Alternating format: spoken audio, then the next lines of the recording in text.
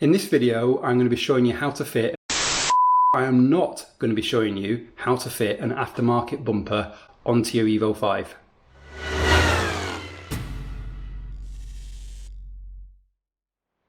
So the reason why this isn't a proper how-to is because I did set out with the intention of doing a proper how-to on fitting an aftermarket bumper onto the Evo, but it's taken so long, 8 months in fact, from getting the bumpers to getting the bumper to the point where I'm happy enough with it that it can kind of go on and I know the solution and so on. So much has happened in the meantime with the new intercooler, with the new radiator. Those videos I'll post up in this one so you can check them out. But I just thought, you know what, there's too much to actually cover end to end. And I don't think anyone would want to watch an 8-month long video. So I thought we could pick up the action where I am now, which is the bumper kind of almost ready to go off to the paint shop. So I can show you what I've done, we can get the bumper on the car, and then we can get it to the paint shop and see the finished result. So this is where we are as of today. The damned bumper is the bumper that's going on.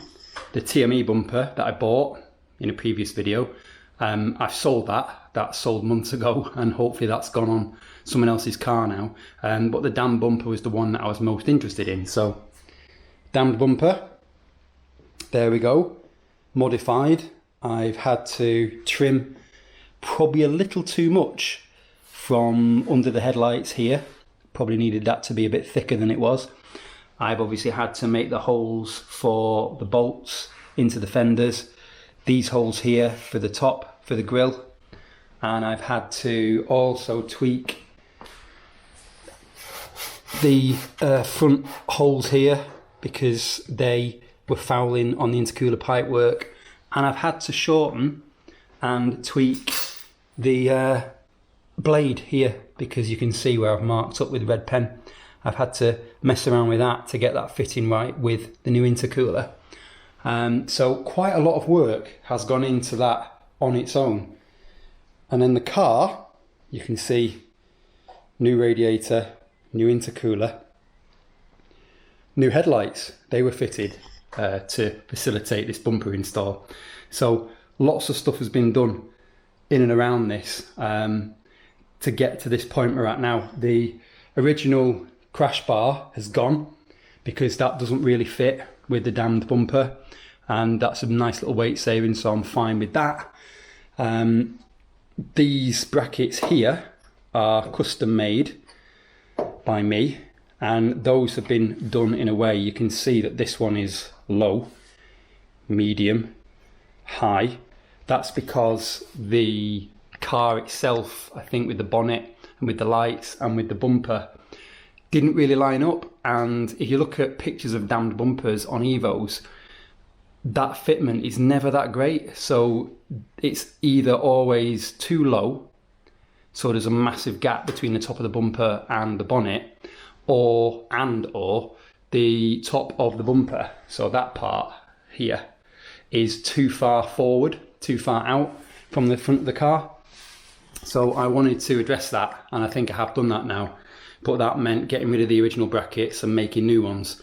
I've also got rid of the air conditioning unit from the car because fitting the new intercooler, fitting the radiator, I just decided to get rid of it. And I drove the car the other day in the hot weather here and regret it already, but there you go. We do these things, don't we? So I've also got a little bracket that I made up here to facilitate the little temp sensor there, just to allow that to sort of stay sat there. So that is kind of where the front of the car is for the bumper.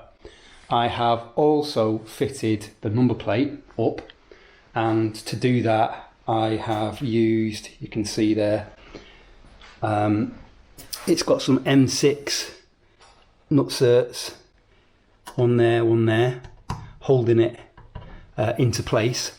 And then we've got these little brackets, well, this little bracket here, little aluminium L-shaped bracket, just to allow that to fit properly on the car where I wanted it. I've also made up, these are non-normal, because there's no crash bar anymore for the security for the bumper. I've made up these L brackets here into the original mounting points on the front kind of structure. So they attach into the bottom of the bumper, like here and here, to give it some rigidity, basically. So that is kind of it. Oh yeah, there is one more thing. I've also decided to make a kind of cold air feed for the induction kit. So that is this little thing here that is just bendy pipe work, and I've sprayed up 2 of the trumpets here in gloss black that are going to be used in that solution. They're going to go on, I'll show you how they fit, but again I've had to make another bracket for that to mount that bottom part to the bumper from the side underneath the registration plate, number plate. I've had to make up a bracket for that there, and then I've had to make up a bracket using existing holes on the car for it to come round under the fender and to the air filter. So that's all done. So hopefully that is a decent enough explanation of where I'm up to and kind of what I've had to do, which is quite a lot. Now we can start putting the car bumper on and putting the bits back together, and then you can kind of see the finished result where it is, and then yeah, we can get it off to the paint shop, I hope, and yeah, get it back, just get all the final tweaks done, bonding the mesh and stuff, because the mesh is here. This is the original mesh from the Evo 5 bumper that I've cut down and modified to keep everything kind of OEM to match the grille there, and obviously the badge has been modified by me. It's now got carbon fibre in it rather than being the kind of red plastic that it was. So yeah, lots of stuff has gone on with doing this. Actually, there's probably a lot of stuff I've forgotten. Obviously there's a headlight fitting video as well that I can link you to, so you can watch that. All of this has been part of this, which is why this has taken so fucking long. Anyway, let us start putting the bumper on the car. I'm going to start with the cold air kit first, because I need the room, and then yeah, get the bumper on and have a look at it.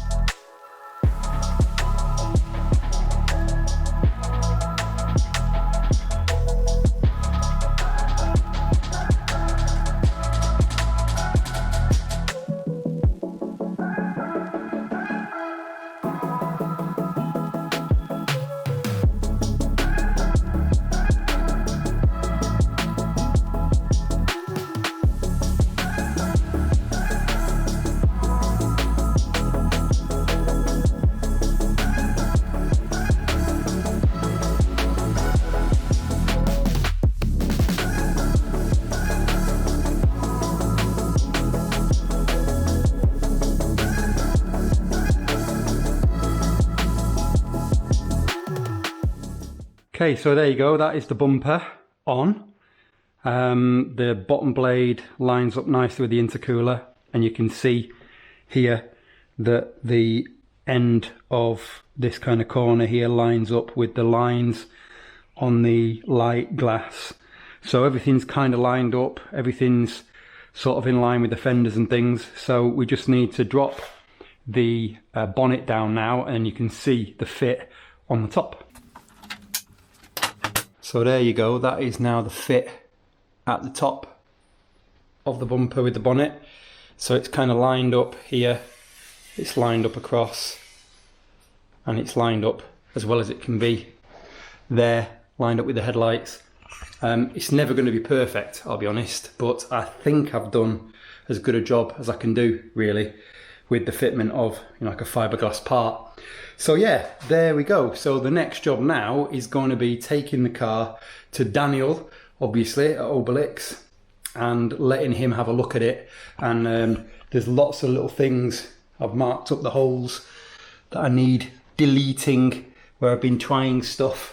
And it was obviously damaged when I got the bumper, so this needs building out and repairing here, and a few other bits. So God knows what's going to be involved in doing that, and I'm glad it's not me doing it. So yeah, let's get the car over to Daniel, and then we can take it from there. Tomorrow.